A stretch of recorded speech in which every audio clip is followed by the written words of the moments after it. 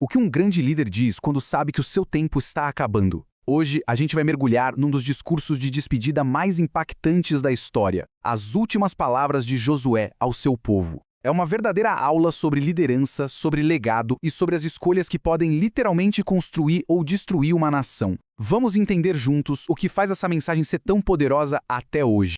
E essa frase, logo de cara, já dá o tom de tudo. Josué não está falando aqui do alto do seu poder como um conquistador no auge. Não. Ele é um líder no fim da sua jornada, olhando para tudo o que passou, para poder então apontar o caminho a seguir. O discurso não é sobre ele, sabe? É sobre o futuro do povo que ele guiou por tanto tempo. Para a gente conseguir desvendar a genialidade por trás dessa mensagem final, vamos seguir a estrutura do próprio discurso. Primeiro, vamos entender o contexto. Depois, como ele usa as lembranças do passado para construir o futuro. Aí a gente vê o caminho que ele propõe, o alerta sobre os perigos e, por fim, a aliança final que sela o destino de uma nação inteira. Então, vamos lá.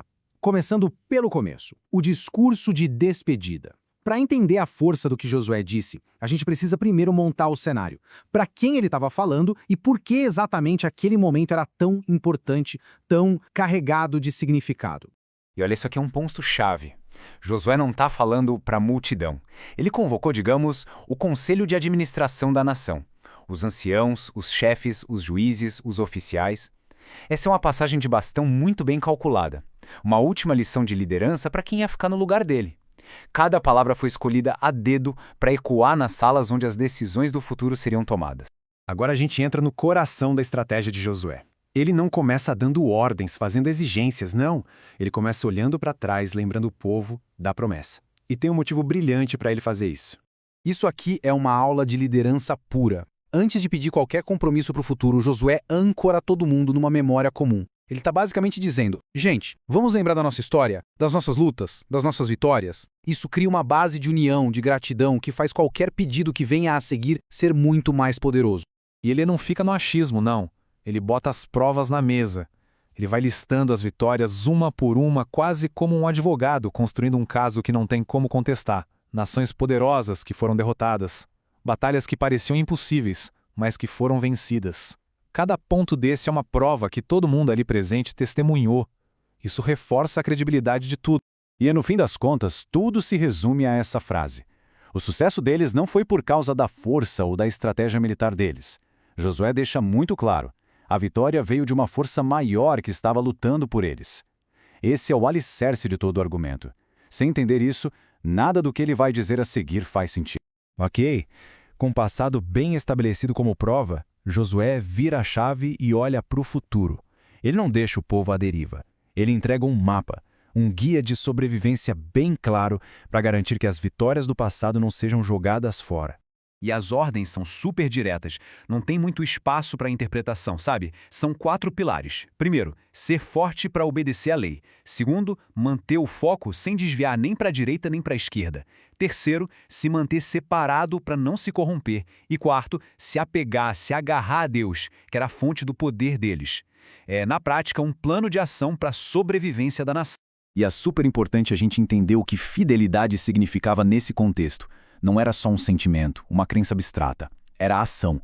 Era um compromisso total que se mostrava na obediência rigorosa à lei, na adoração exclusiva e até na forma como eles se relacionavam socialmente.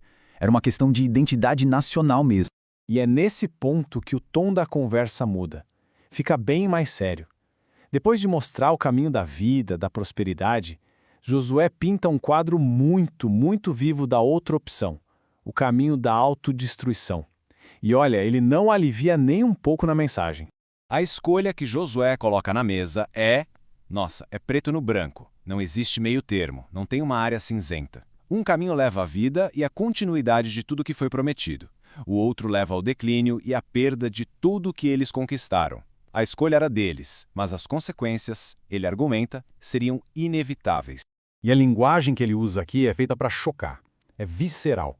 Laço, rede, açoite, espinhos nos olhos. Ele não está falando de problemas teóricos abstratos. Ele usa imagens de dor física, de aprisionamento, de tormento, para que aqueles líderes sentissem o peso do fracasso de uma forma muito pessoal. E para fechar, para amarrar todas as pontas, Josué apresenta essa escolha não como um monte de regras, mas como um pacto formal, um contrato, com termos muito claros de vida ou de morte.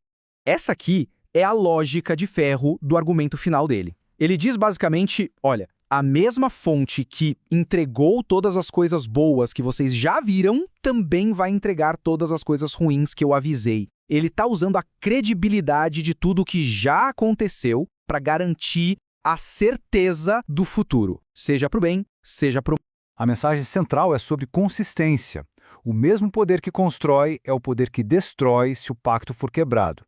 Então o aviso dele não é uma ameaça vazia. É uma consequência lógica, tão garantida quanto as vitórias que eles já tinham comemorado. E aqui é o ponto final. A consequência máxima da infidelidade, principalmente a de adorar outros deuses, não seria só uma dificuldade ou um sofrimento. Seria a perda total da terra deles, a base da identidade nacional. Seria basicamente o fim de tudo que foi conquistado. No fim das contas, o discurso de Josué deixa a gente com uma pergunta que vai muito além daquela história. O que, de verdade, sustenta uma nação? Ou uma organização, uma família? É a glória das conquistas do passado? Ou é a disciplina diária de se manter fiel aos princípios que fizeram tudo aquilo ser grande um dia? Essa é a escolha que, no final, define um legado.